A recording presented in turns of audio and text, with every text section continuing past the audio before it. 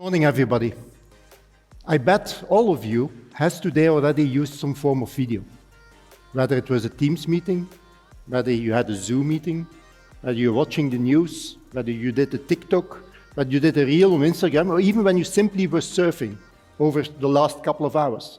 Even when you're surfing, you're seeing some video feeds, which are basically having an advertisement. Now, what I have been asked quite often over the last couple of years, actually I should say over the last couple of decades, is, well, you guys in broadband, you keep on increasing the bandwidth. What is going to be used for? What is really the need for that bandwidth? And frankly speaking, sometimes the answer is just in front of us. Frankly speaking, if you look at the amount of video that we are generating on a daily basis, it's enormous. We are uploading videos, we are downloading videos, we are streaming videos. It's basically on a continuous basis. And it's not just standard videos, it's high definition videos, it's 8K TV videos. So the resolution is increasing as well. So hence the bandwidth is increasing on the video. What you also see is that everything is basically turning into a video. You start to use video, yes, for entertainment, that's the standard thing, but you look at augmented reality, you look at virtual reality, you look at work, you look at schools, education, you look at home security. So basically everything is turning into a video, and all of this is being preserved in the internet and needs to be streamed over a network. Think about it. Let me give you a couple of examples. What do you think is the most popular cookbook?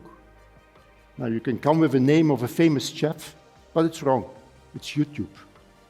That's where people go to. When I need to assemble something or I need to do some chores at work, the way I learn is not going towards some sort of funky manual. I basically go and watch the video. So it is very clear that video is increasing in a significant way. Now, there's another element which is happening nowadays. We, as human beings, have become less patient than before. So on one hand, we have that massive data which is out there, which needs to get to my PC, tablet, smartphone, whatever it is, and at the same time, I don't have any patience anymore to wait for that data. And it's that combination of the two which is basically driving the need for speed. So, welcome to the multi-gigabit world. So it's very clear that with the launch of new services like a gigabit service or multi-gigabit service, that basically this has changed the human experience, the end customer experience of the way they work on the internet and they use things in a drastic way. It has improved very, very significantly. We, as an industry, have taken the challenge of getting customers over there. 10 years ago, we were at 100 megabits per second. Today, we are at 10 gigabits per second. So that's an increase of a factor 100, which is enormous in this short period. And obviously, this multi-gigabit world is served over fiber. It's a natural choice. It's a choice of a technology that you lay down once, and you can easily upgrade from a 1 gigabit service to a 10 gigabit service, even to a 25 gigabit service, and this is not the end. There will be new technologies coming up, and they will be introduced into the network. So 25 gigabit, yeah, that's an awful lot. But frankly speaking, most of you here are not really that concerned about the speeds, because we can keep on discussing speeds, and this will continue to grow. But what is really important is the business case. What does it really bring? And most of you have been deploying fiber to serve residential customers. So you make sure that you have fiber which goes to every street, to each and every corner, and you're making sure that you can hook up the residential users. At the same time, as an industry, we have been evolving the technology. So we made sure that on the same fiber connection, you have more endpoints, so you can connect more customers towards one and the same fiber. We have been decreasing the latency. We have been working on automation to make sure that you can deal with all those enormous endpoints. So suddenly, if you throw all this together in the mix, you have a network which is available everywhere, and you can really start offering differentiated services. So you can hook up enterprises, you can hook up mobile backhaul capabilities, you can hook up smart cities. So all those things suddenly become available to you. So basically, what has changed, or what is changing, is fiber becomes a medium that you use for each and every service. So it is fiber for everything. Now, fiber for everything does bring more revenue. And let me highlight this a bit in a scheme that I have over here. Most of you will be offering and have most of their revenue coming from the standard residential offer. That's usual. You ask a monthly fee, that's what I pay to you, and that's basically how you get revenue. Then to some extent, you have an upside, which is a premium service tier. So you give me a bit of higher bandwidth, you ask a small premium, and hence I'm still willing to pay. And frankly speaking, it's like an empty seat in an airplane. It's very easy. You have the network available anyhow. Frankly speaking, you have the capacity anyhow, so you might as well sell it. Other opportunities for upsell is wholesale. So you obviously want to have as many users as possible on your fiber network.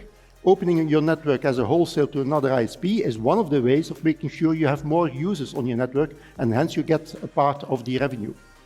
Enterprise is a big step, because as you are delivering services on top of a fiber network towards enterprise, this has the potential of a significant increase in ARPU. And anyhow, the mobile side, I talked about this. One other element that we believe could also make a difference is a concept which is based on slicing. Let me first explain very shortly what slicing is, so we all talk about the same thing.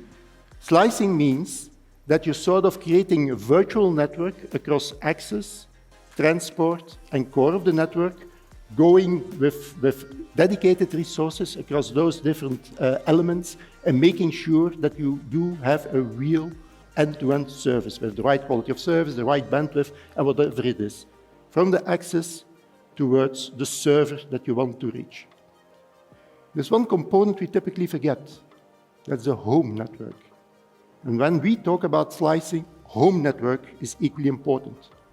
There's no value for an operator to guarantee me a perfect service if at the same time my son is streaming or downloading a game and messing up with the Wi-Fi, because basically nothing will happen from an end-to-end perspective. So this is an intrinsic part of the slicing.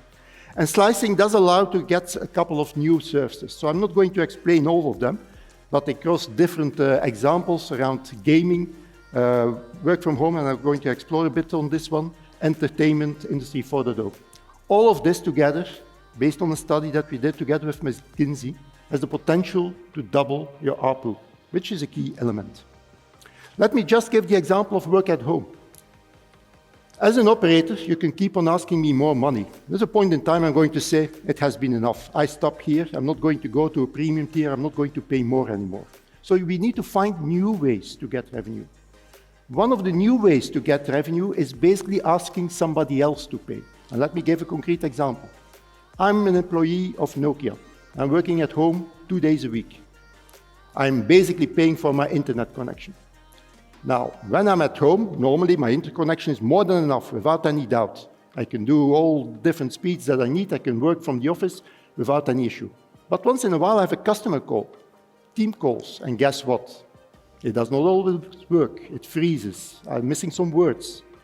So my employer would be willing to pay a small premium on top of what I'm already paying as an internet subscription in order to make sure that I have a guaranteed quality and I really make sure that my customer call is going perfectly.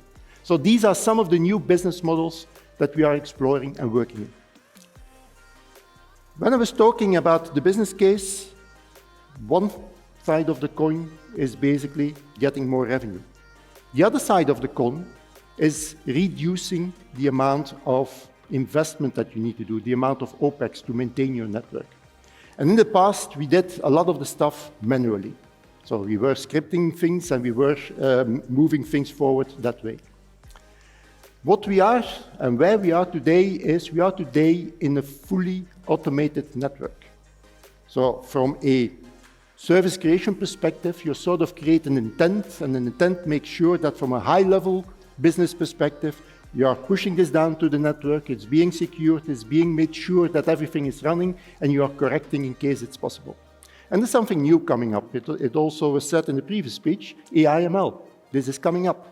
If you add AI/ML into the equation, this has the promise to move from automated networks to fully autonomous networks. So this is the nirvana. We are not there yet, but this is definitely the trend and the direction we are moving into. What does automation bring? If you think about automation, what it can bring is obviously a reduction of the OpEx. The other thing is it could increase the performance of your network. Or that will allow you to define and instantiate new services much faster than you did before.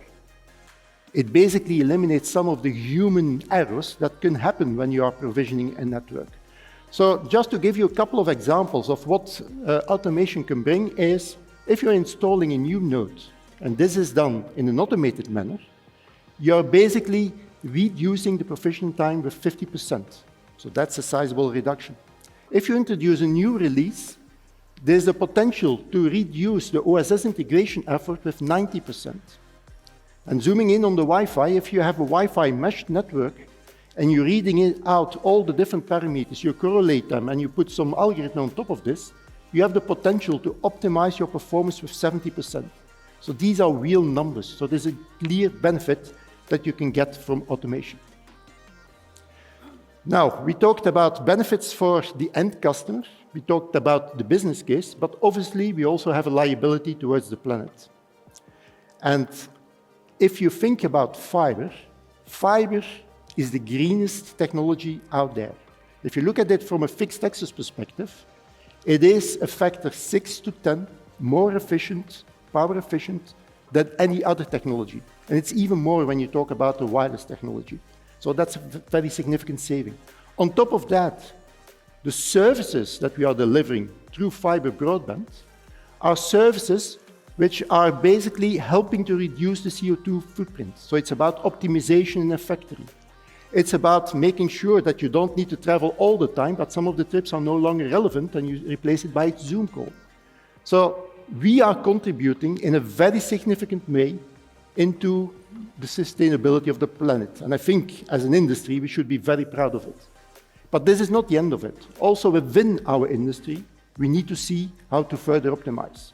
And it's important that we do this across all different endpoints. So we need to do it from the start, from the cradle to the grave, like they say it.